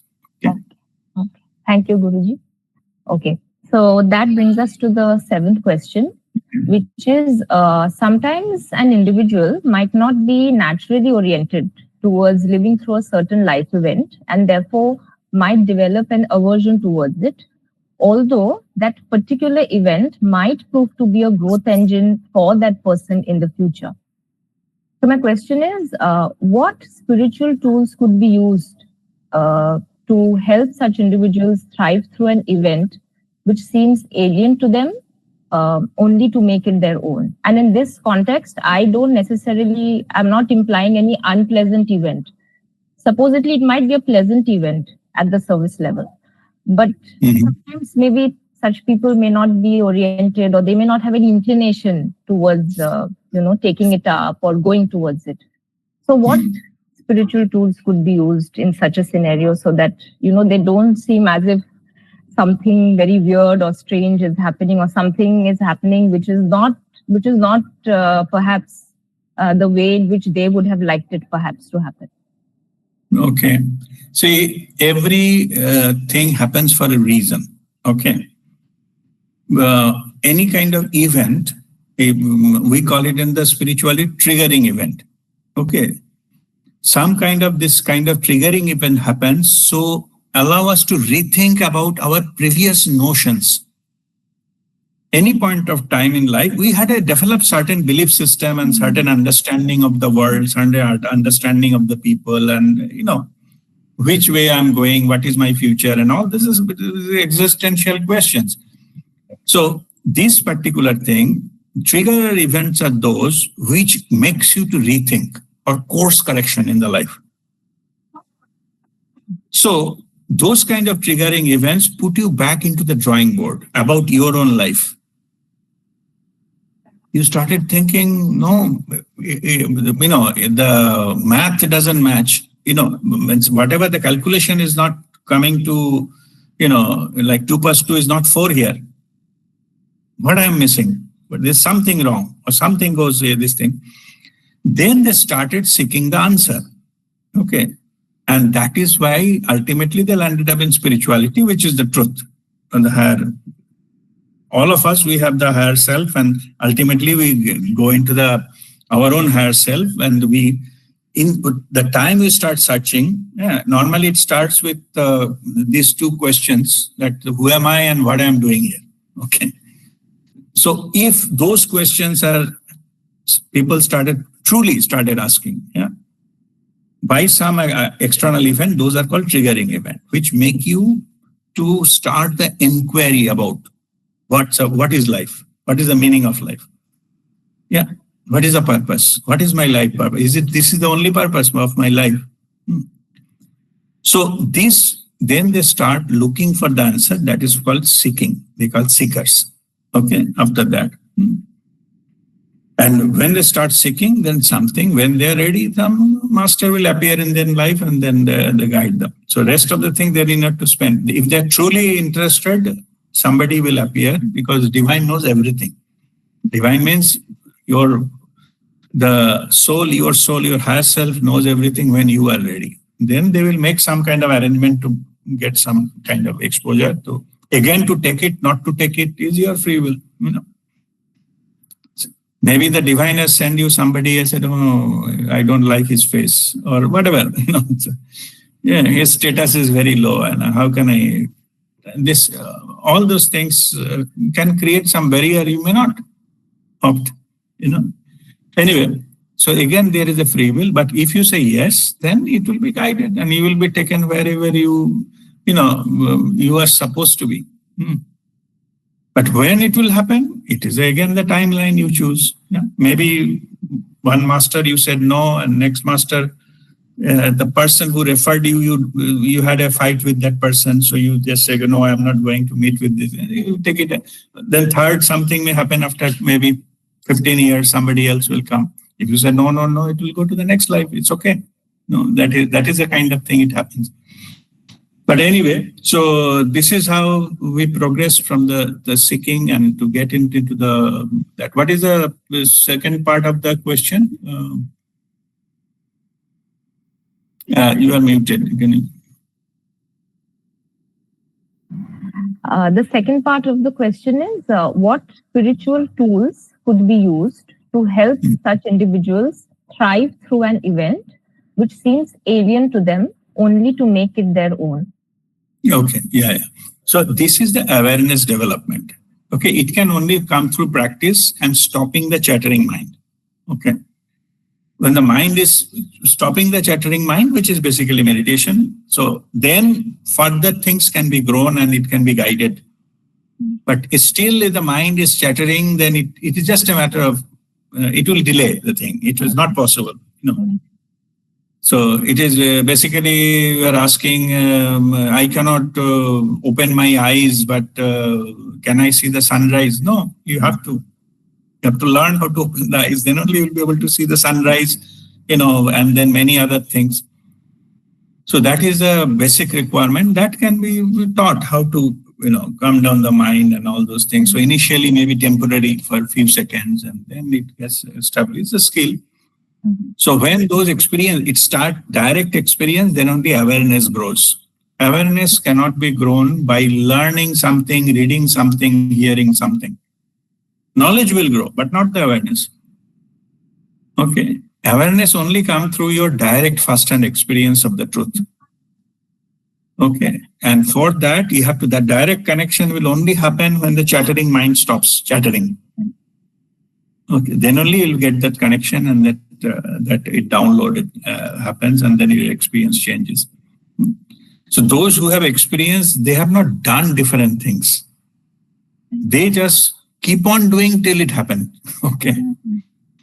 There is no other thing, or, many people ask me, Guruji, can you tell me some fast forward formula? There is no such thing called fast forward formula. It is the same thing. You have to keep walking. I was giving example walking on the mountain. Yeah. Mm. You have to keep walking till you reach the peak. That's it. There is no magic formula ki suddenly from in the altitude of 100 you jump to 200. No, not possible. You have to keep walking. Okay. Okay, the things are like that. So the tools, spiritual tools are basically all the same. But only it need to be implemented truly. And also there is another factor, which is how much you are committed and passionate towards the path. If somebody is doing like a duty mechanically, it will not happen. It is a wasting time kind of thing. That's why it is said, the lagan mein agan hona chahiye. You should be passionate about whatever you are doing. It will click very fast. Same thing you are doing, okay, just to, I do half an hour this, half an hour that, is it okay? To some cases, more than okay. To some cases, not enough. Because that quantity doesn't matter. What intensity you are doing, that matters. Yeah, that, define that your so-called progress.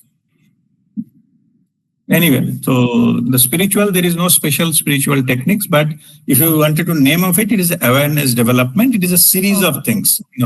It is awareness development which makes ultimately the change. When you have to go beyond the doing, go to a level of being, that is the awareness, fully aware state. You need not to do anything. You're just simply aware. That you have reached your Shivatva. Okay. So who we are all made of. So we go to our core, that is your awareness. That is called, self-realization. Okay. Self-realization, Guruji Prem Nirmal ji used to say ki enlightened doesn't mean ki yahan se koi do sing nikal aayenge. It's not like that. Yeah? So there will be no change. Only internally you are fully aware of who you are. Aware of your power, aware of your connection, and aware of everything. So many things will happen in your life externally, but there is no judgment. Many people ask me, something is happening, here in, West Bengal or in America or someplace. What is your view? I said, I don't have any view. This is one incident, that is another incident. And if you 30 years back, some newspaper, I find still there is some incident that time also. I don't have view for everything.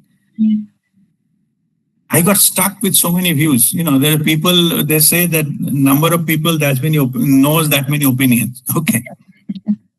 So it's not important. Okay. You walk your path. You are responsible for you only. Yeah. That's why Mahatma Gandhi said, whatever you like to see in the world, start with yourself. You purify yourself. World will follow later. But you start with yourself. If you are here with a lot of judgment, lot of criticizing and a lot of opinion about everything under the sky, that will not take you that. Neither it doesn't matter.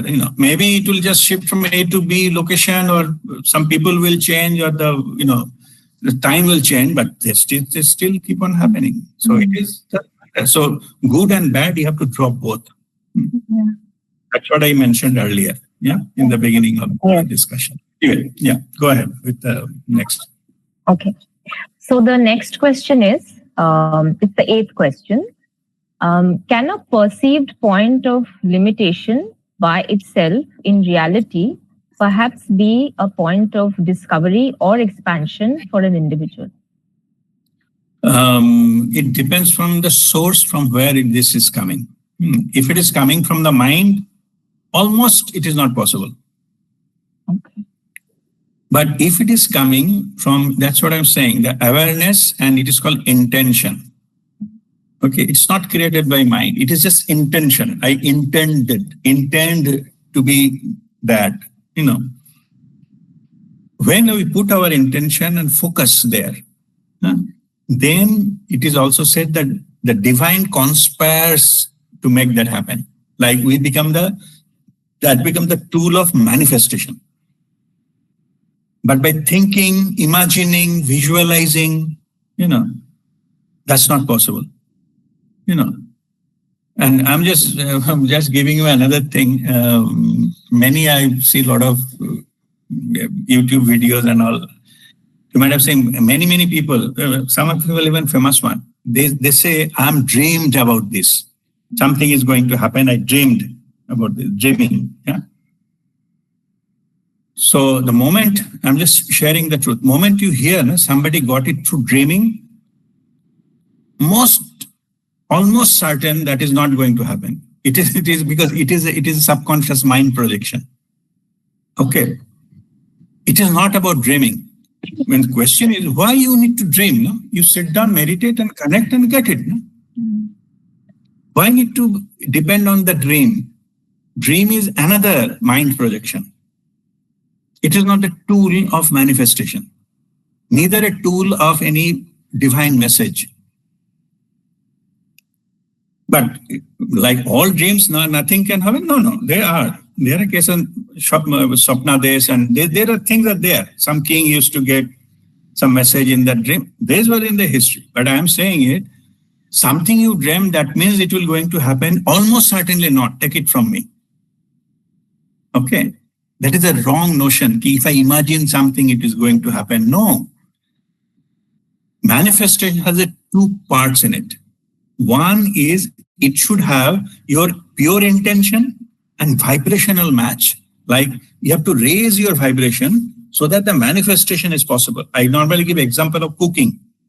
The pot has to be hit up. That is, your vibration should be that high. If you vibrate lower, nothing will manifest. Higher the vibration, you go faster, it will manifest. All the spiritual masters, 700 plus. Okay. So their manifestations are, energetically instantaneous. It just takes time to trickle down to the physical reality. And think of that, who are still great masters, like 1,000 or say 2,000 hertz, their vibrations. They can instantly manifest anything in the physical manifestation even. And that's how what they do it. They don't manifest like a big money in the account and a big sports car, or 10 girlfriends. They don't manifest that. They use them for healing people. I have seen myself, I personally visited, Reverend Alex Orbito. He can put hands to psychic surgery. So they use that power for helping people, not for money making. Money making, what will happen? Ultimately, somebody else will enjoy. What is the point? So anyway, so they used in that. So they do have the power, instantaneous. If somebody suffering some disease, say years, that master just did one touch and that gone. How do you know that is gone? Medical test before, medical test after. The test shows this report, that report. That's it. There was a cancer, now no cancer. Something like that. That is possible. That happened. So that means from where that manifestation happened? For vibration and intention. Purer the person with the full purity. What is full purity? Antakaran Suddhi. All level are pure. Mental, zero thought. Emotional, no emotion. Mental, emotional, then all higher level, even, okay, physically, of course, that you should be having healthy and everything. And then spiritual, it's all. No black spots on the aura. No. More people are negative to so many black spots. They're fully clean. That is called Antakaran Suddhi. These kind of people can divert the energy with their intention, pure intention. That manifest instantly. Okay. Only the misunderstanding of the person who is receiving that takes time. And it is also happened some places that somebody they miraculously cured, healed something. Again, they get it back after 1 year. So suppose some disease or something. Why? Because they didn't change their thought pattern. They again manifested that same disease. Because they didn't change the lifestyle, they didn't change the thought pattern, and they didn't change the lifestyle. They're still harboring the same kind of thought, same kind of lifestyle, then nothing will happen. It will come back. things like that. That also happens. Anyway, so that it is all about, not about the visualization, imagining or getting a dream about it. Nothing will be manifested that way. It is your vibration and your intention, pure intention. Cleaner your being, that much energy, high level of energy can flow through you and things are manifest. Manifestation is just it is result of an energy transformation into something. Yeah? And it will happen.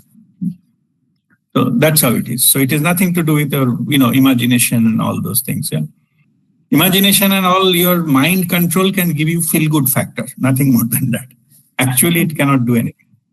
In the truth. Okay. Okay. So that brings us to the 9th question, which is that in spiritual terms, how should we define our sense of self-worth? Because self-worth. Yes, self-worth. Because whenever we take any decision or whenever it comes to any sort of anything that we think is valuable or not valuable or worthwhile or not worthwhile, I think somewhere indirectly, somewhere deep within, we connect our self-worth to it. And sometimes an entire lifetime goes by and we don't realize what we think our self-worth is or what it should be. And then we are just, left with regret or whatever, anything, any sort of misconception also that we have. I think somewhere, whatever we conceptualize also of anything in life, even when it comes to the 3 basic things about health, relationships, and finance, I have realized that it is connected to self-worth, which is why I want to know. Okay, right. Self-worth means, then question is which self? Okay. Whether your lower self means your presence in this world, and that is ego. Okay. So if you are talking about that self-worth, it is basically projection of our ego. It is useless. That ego will never be satisfied. Okay.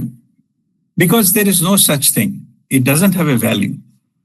It assumes to have a value, and which is comparatively better than all around him or her. That's it. That is ego's definition of self-worth. If said that way, it perceives that there is worth, it gets satisfied. We call ego satisfaction. Okay. What I'm saying is that is not the self-worth. Because all of us, if you're talking about the higher self, the higher self doesn't need to this kind of leveling of which level of worthiness I have. In soul level, everybody is equally powerful. We are all in the same level in that our highest level. That's why we are one. That need to be experienced. That power need to be experienced.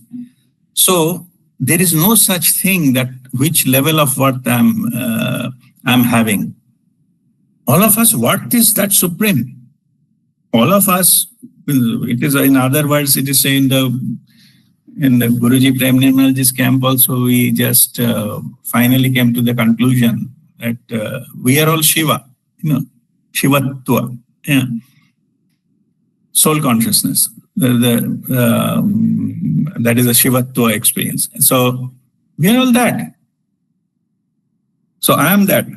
Soham, I am that. Okay. So that is our worth. Ultimately, this is our true worth.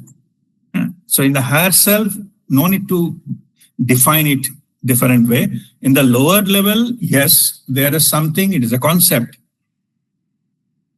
There's no point in saying who is what and all those things. So that is the answer to the question. But somehow I feel the type of example you have given, you are actually not asking for the self-worth. You are asking for self-respect. Okay. So it is a respect which can differ, based on what else and other things, how I see myself, all this thing. My self-respect concept about that will change. Yeah. So it is one of my teaching I have given. So, no matter what, our self-respect need to be maintained no matter what the situation. I cannot accept anything at the cost of my self-respect. Okay, it is, many times it is saying that, okay, something went wrong and you say that, okay, you did a mistake, I will forgive you and you can keep your job. Yeah. I said, no, I cannot take that. If you like to fire me, you fire me. It is below my dignity to accept something which is I have not done or I have not said. Why should I unnecessarily take it?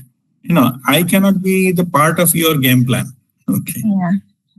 For that, you have to lose the game, let it be. Okay, so this self-respect has never been compromised under any circumstances. To maintain the self-respect, sometimes you have to make other party win. It's a contradictory statement, but just to maintain the self, if somebody wants something, let it go. That is what in the beginning I was telling, and the outside world I was giving an example. It is like a pagla ghoda, In the front of it, in the back of it, both are dangerous. You just keep aside, let the ghoda pass by. Let the ghoda win. Don't run in front of it, neither run behind it. Maintain your self-respect. Give way, it will go. So anyway, that is self-respect. Okay, we need to maintain our self-respect.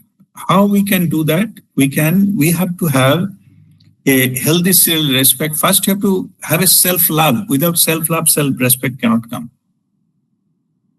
We are our, most hard critic. Okay. So because we have so many opinions, so drop the opinion and we just appreciate what you have. It is a gift. Life is a gift. If I can appreciate that, slowly I start appreciating everything about it, even with so-called pros and cons. So what is the key of appreciation? We appreciate that we are unique. No one else is like me. Okay, you may not like me, you may like me too much. Both are equally, it's not important for me. I am who I am. Okay, that is the only thing which makes that the difference and that make things to change. Just give me a minute. I think my phone is ringing. I'll come within a minute. Okay.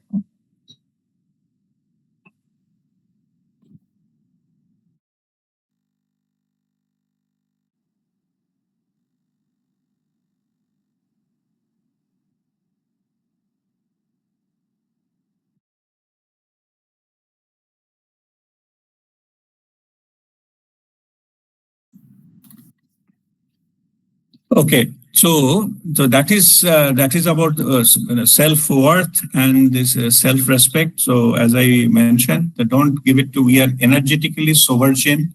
We have to keep the respect within us. We don't give it to anybody else to define who I am. It's no need. So once we stop giving that power to somebody else, then we stop getting controlled by them, and we maintain our self-respect. Okay, whatever they wanted to do, let them do. It's okay. A few days earlier, I was giving example of tailgating. Some people are honking me in the backside, and what they wanted to go forward. I give way, let them go. Problem rather than behind me, it is better to be in front of me. I can see what that person is, the crazy fellow is doing. Okay, same as the ghoda example. So give way, maintain your self-respect. I am not coming to your calling that I also, try to be car race with you and all those things. I don't leave you the space so that you honk more and, give some kind of, nasty words against me and say powerful. And no need. Just give way the dramas of life. We are fine. It's okay. No need to win. There's no such thing called winning. It's a false notion. So when you are aware, I was talking about awareness. So, okay, another thing remind me. Earlier I was talking about the soul level, we are all equal. So the Shivatva. Then why we are facing different things in the different thing in life? Yeah. If all are same, then why we are all one? Yeah. The thing is difference in the awareness, level of awareness.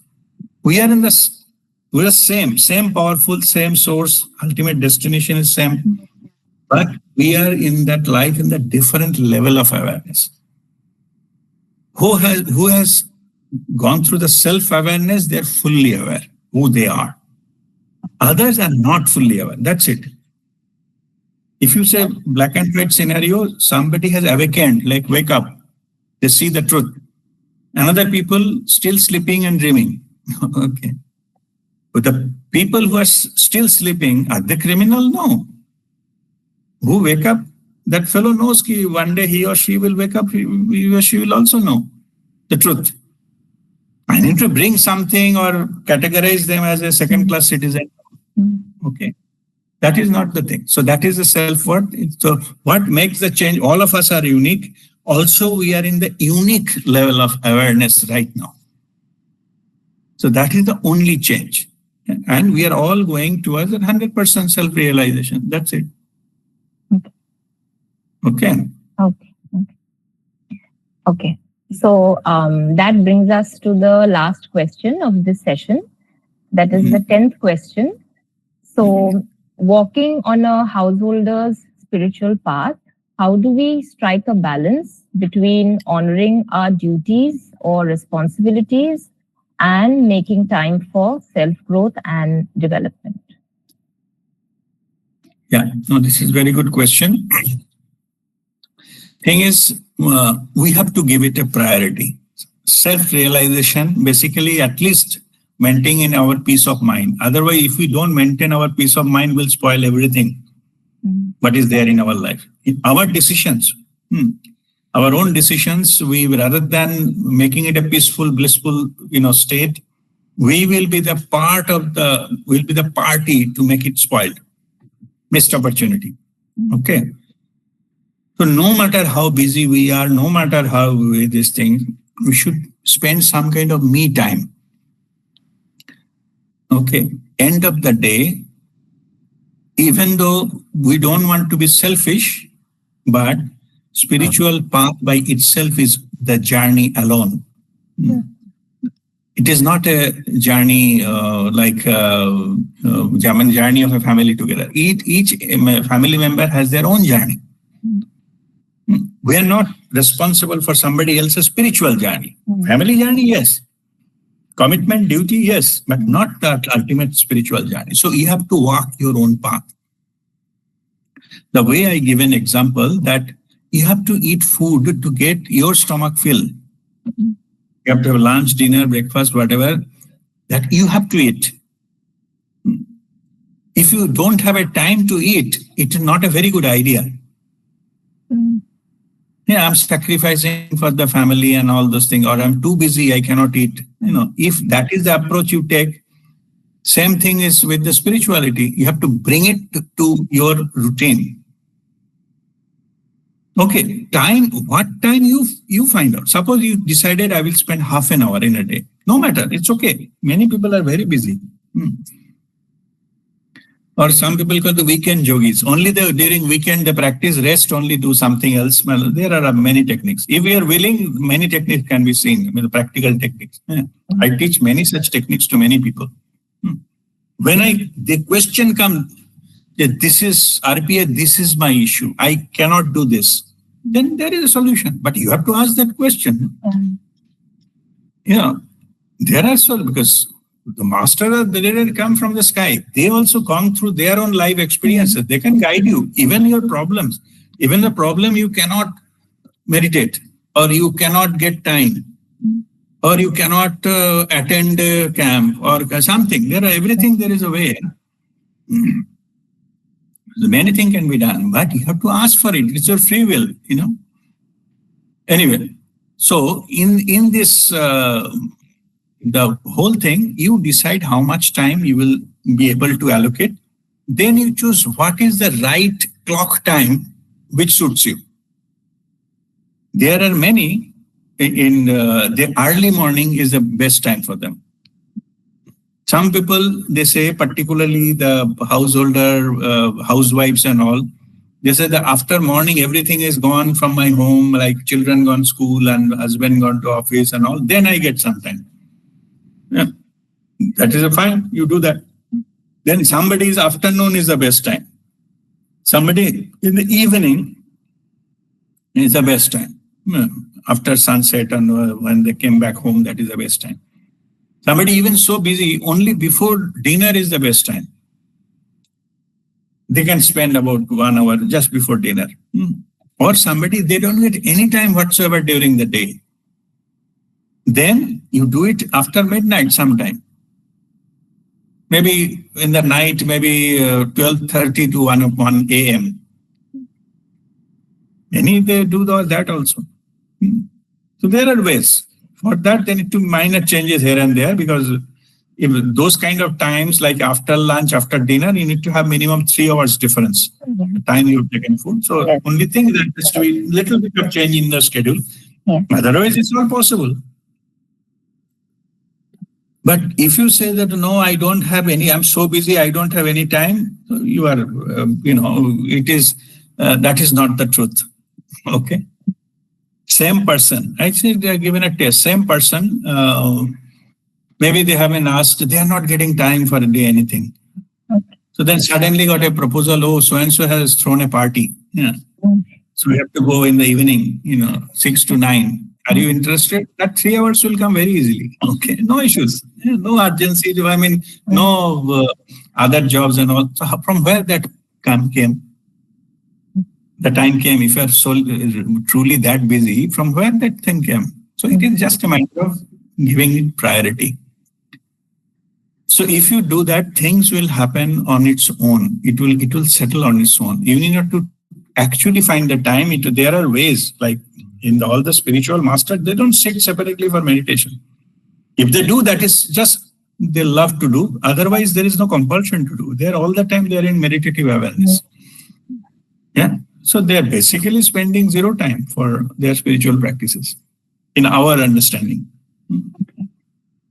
There are ways, But to reach to that level, you have to undergo all these kind of things. So that is, it is not good enough. Okay, I'm too busy, I'm not getting time. When I just give my example, when I started it, I used to go, my office was from 8 o'clock to 4 o'clock. It's not far away from that time I was in Muscat, working in an oil and gas company called PDO. So I used to get up at 7 and then, the washroom and all, have a breakfast and all. Then 7:30, I used to go to office. And then while coming back from office, then I used to go for groceries and all, came back, take bath, cup of tea and all this thing, watch some TV, what's going on around the world, etc., talk to my family, then call different friends or something maybe. And then again, TV is running, then have dinner and all, then further chit chat and then go to bed. Now, only thing, when all the spiritual thing came up, what I did, instead of getting up at 7, I started waking up, put an alarm, wake up at 5 a.m.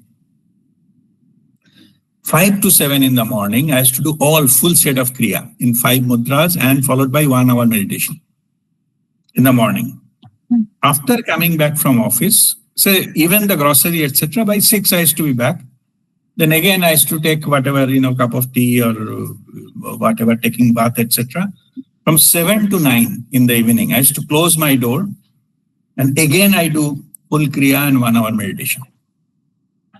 Only thing I changed, my lifestyle changed is I stopped watching TV. That's it. Okay. Again, I go to bed by 10 o'clock after dinner. And then next morning again, 5 a.m. So what is the big deal? I didn't change anything. I don't stop going office or stop, getting groceries and things like that. Yeah. I was still the same. So that we have to find it. When there is a will, there is a way. Once you are doing it, then it becomes, I started enjoying it. It is no longer seen as a duty that I have to do. So those, each individual cases, of course, there are a different set of things, different situations in life, house and timing, etc., that can vary. But it is completely not true that I'm not getting any time. for spirituality. You are just giving I call it self-conning. We con ourselves. Nobody else. Who bothers? You don't do, you don't do. You take 70 more lifetimes to get enlightened. Who cares? So, but it is you who has to grab the opportunity to get it through and try to. Then you have to take some kind of, give it a priority. The rest of the things will happen. All right. Okay. All right. Thank you, Guruji. Thank you so much. Okay. All right. Okay. God bless you. Thank you. Thank you. It's already 2 hours, but we'll take few questions. So if anybody has got any question, please ask now.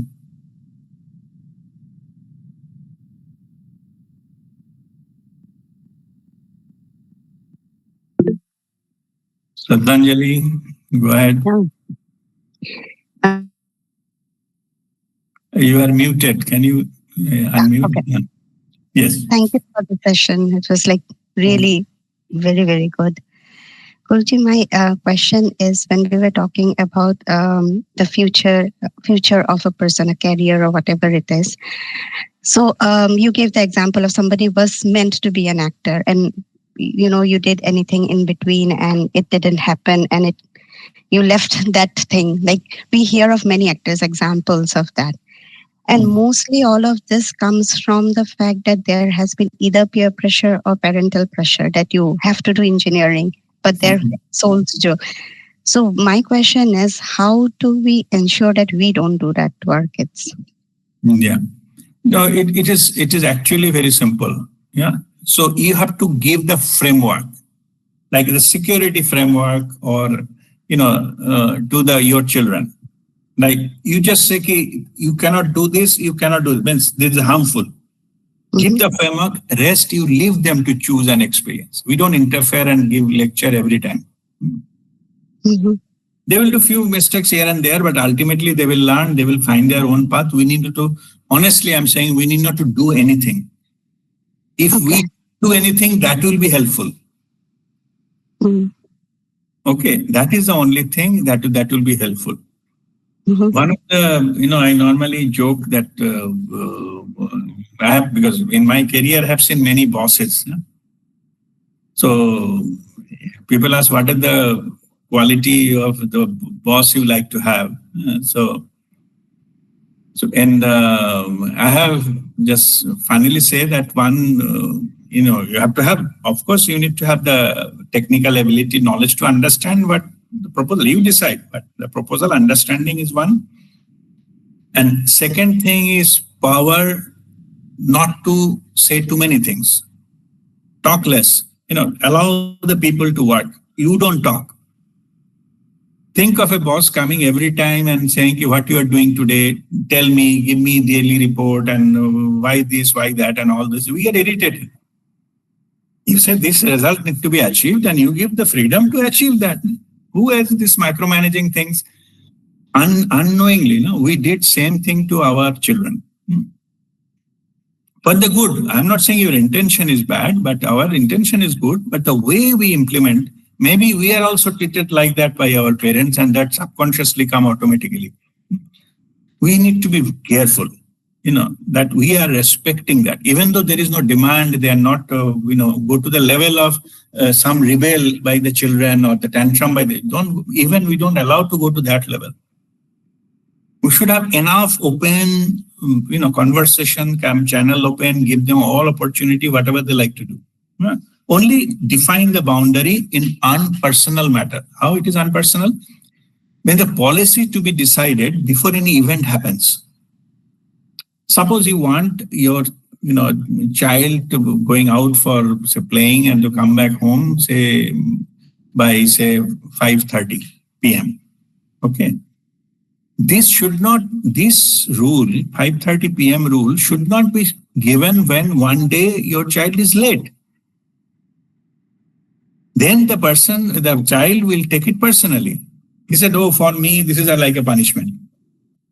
But if you from the beginning, you say that these are the rules and rules that, say I'm just saying, put it in the chart.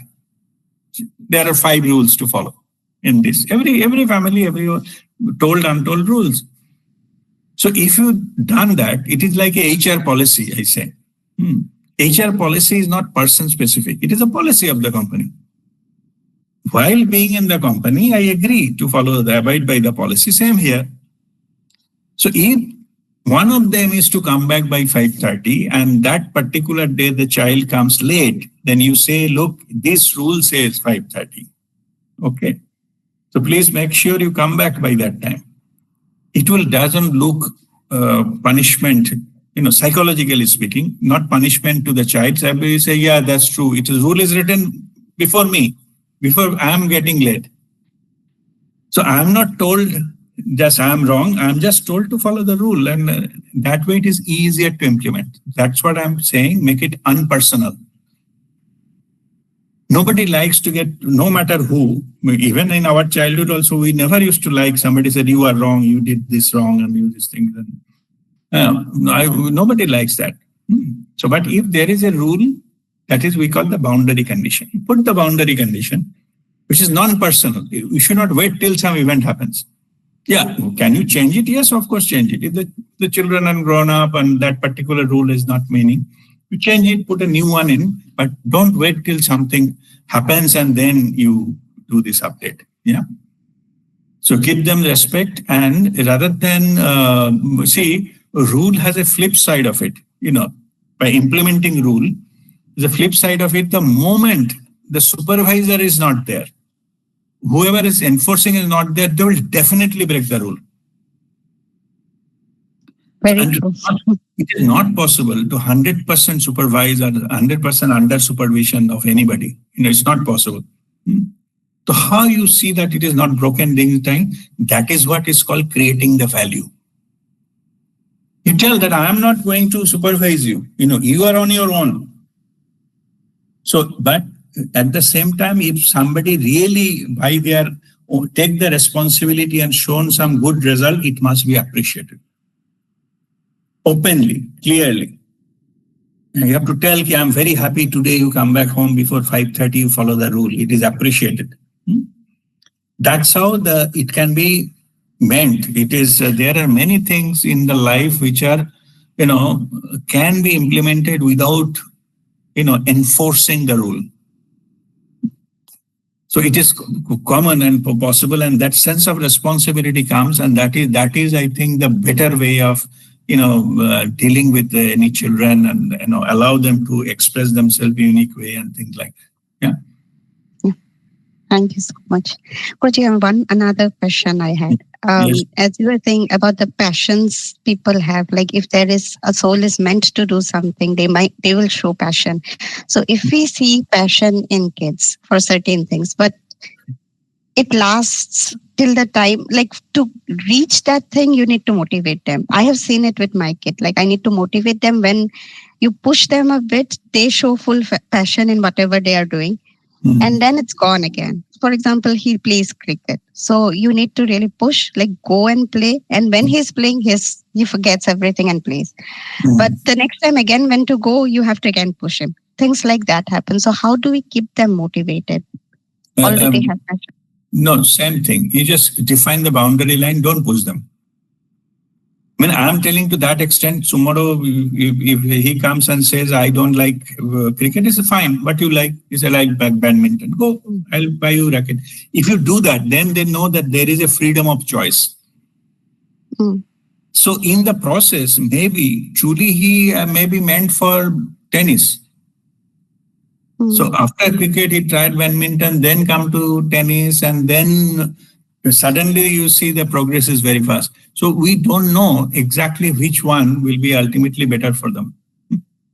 But let them undergo with their own way of experimenting things. We bring our expectations, and that spoils the show for both the parties, so for children as well as the parents. If we can take that out and follow whatever they are trying to do, just support them. So they will know, means unnecessarily they will not demand. They know if tomorrow I need something, my parents will give me. And that's it. So when you say velocity, it is we cannot help them in their velocity. They will. Absolutely not. Okay. Yeah, Okay. yeah. That is imposed. That any kind of imposition, actually it will hamper their natural growth. Because we really don't know, what they like to do. Means whatever they not like to do, whatever they enjoy doing. They will try different things, let it be. Okay. Finally, then they will get their passion, then they will progress very fast. Okay, but till that time, we have to just nurture them and encourage them to even try different things, even though they are not following it. It's okay. Thank you, Guruji. Yeah. All right. Okay, I think let us conclude it, today's session. So next 2 weeks, I'll be traveling, so there will be no thing. But as the request came, we'll try to make some arrangement of like a Google Meet session of the event in Kolkata and Babaji's birthday celebration from 6 to 8. That part we'll try to arrange. So, and in Kolkata, and I, Arpan, you are here? Yeah, Guruji. Yeah. So you can arrange for this Wi-Fi connection, laptop, and Google Meet to telecast. Yeah. Okay. Yeah. Great. All right. So it will be done. So there will be no like this, no satsang like a Google Meet session, but there will be Babaji's birthday celebration that Arpan is the host. So he will arrange for that telecast. The week after, most likely I'll be also traveling, but I will let you know. If there is anything can be done.